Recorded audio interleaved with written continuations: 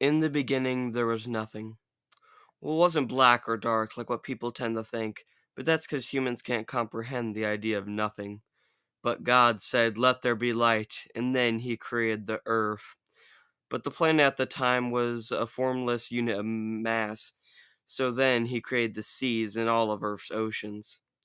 From then He arose land and populated it with plants and trees. Then He created the stars, the solar system, and other planets. Now he awoke in the kingdom of the fish, from which he created all marine organisms. Then he created birds to roam the skies. Next he created land animals to roam the deserts and the forests. But by far his most special creation of all was a human named Adam.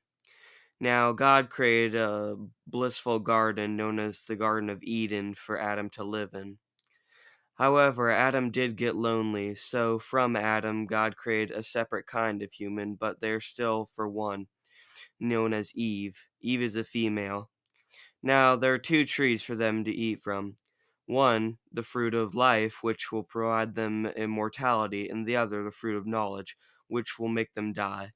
However, the devil tempted them into eating the fruit of knowledge by claiming it would give them the intelligence and wrath of God, which they desired, resulting in their banishment from the Garden of Eden.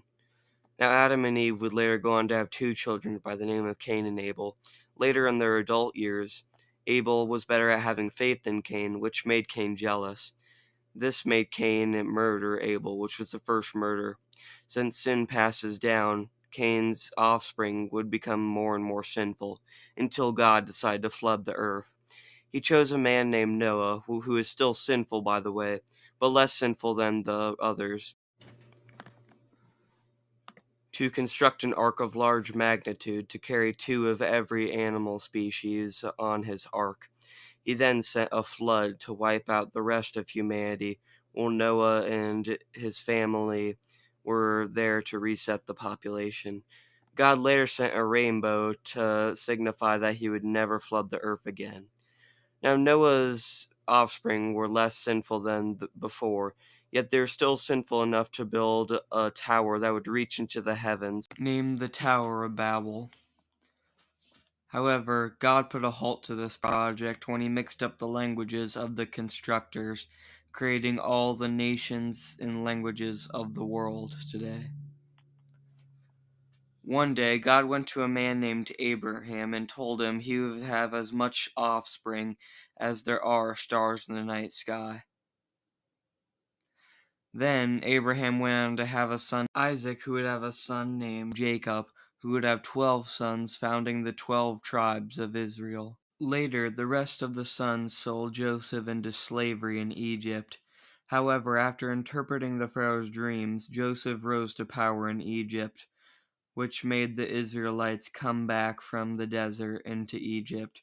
However, the Egyptians later made the Israelites slaves until a man named Moses came to rebel against Egyptian authority by killing an overseer.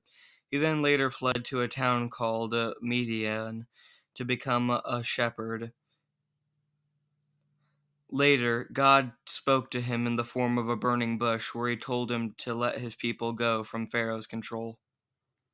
He then later sent multiple plagues, including but not limited to turning the river to blood, frogs, gnats, flies, the death of livestock, and locusts. However, none of these changed Pharaoh's mind until the last plague, known as the Passover, took place. It involved the angel of death killing every firstborn son in every household, unless a lamb was killed and its blood painted the doorframe. Pharaoh's son was killed, leading him to free the Israelites in an event known as the Exodus. Later, Pharaoh changed his mind and sent his army after the Israelites, but the Red Sea blocked their path. So God then created a stretch of land for the Israelites to pass through, while Pharaoh's army was engulfed by water. On the Israelites' journey, they then created a portable temple known as the Tabernacle. The Israelites later stopped at Mount Sinai. Moses then went up into the mountain to receive 2 stone tablets that contained the words of the 10 Commandments sent by God. But when he got back, he found that The Israelites were worshipping false gods, so he smashed the tablets.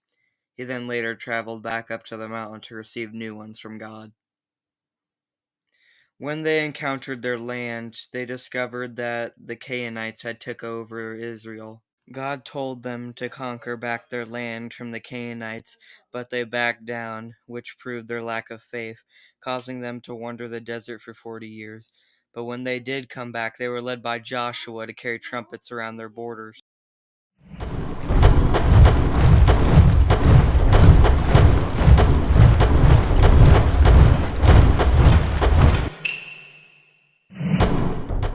After defeating the Canaanites, the Israelites later anoint King Saul as their leader, until a shepherd known as David defeats a giant warrior known as Goliath, granting him as a hero among the people. This makes Saul jealous, and Saul tries to kill David, resulting in David fleeing Israel. Saul then pursues after David until David gets a perfect opportunity to kill Saul in a cave, but David doesn't, so Saul forgives him. Saul then dies, which makes David become king, but David sins by having a man killed in battle so he can marry his wife. But then God tells David that one of his descendants will be a king, not just any king, an everlasting Messiah whose kingdom will stretch across the earth. Then David had a son named Solomon, but however, Solomon committed adultery, so God made everything in his life go downhill from there. As Israel becomes more sinful, it then split into two kingdoms known as Judah and Israel, who have evil kings who worship pagan gods. Even the temple was being used to worship pagan gods until God came to Elijah and told them to reform the temple, and then they told King Joseph, who actually listened. But then Israel was taken over by Syria, and then Judah was taken over by Babylon, and the temple was destroyed. But then Cyrus the Great gave the Israelites back their land, and even gave them money for the second temple to rebuild. One day, an angel named Gabriel told an Israelite woman named Mary that she will give birth to the Messiah. King Herod did not like this because he got jealous of this new king. So they had to flee because King Herod wanted to kill baby Jesus. When Jesus grew up, he performed many miracles like turning water into wine, but then he was baptized in the Jordan River by John the Baptist. He even starved in the desert for 40 days and was tempted by the devil. He didn't sin. He then performed many miracles like walking on water, curing leprosy, and even a woman who touched his clove was cured of her internal bleeding.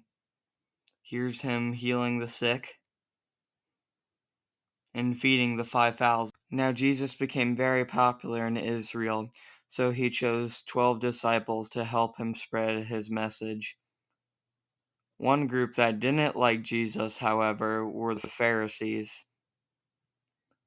The Pharisees didn't like Jesus because he hung out with sinners, he forgave other people's sins, he welcomed Gentiles and told them to pay taxes, and he challenged the Pharisees' authority. One day, Jesus rode through Jerusalem on a donkey, where he was then met with celebration in palm leaves, known as Palm Sunday. However, he later informed his disciples it was his time to go, so he performed the Last Supper, where he met with them and consumed bread and wine, and said, "Take, eat, this is my body and my blood, and we should consume this in remembrance of him." However, Judas later betrayed Jesus by turning him into the Roman soldiers for money, which then he was crucified.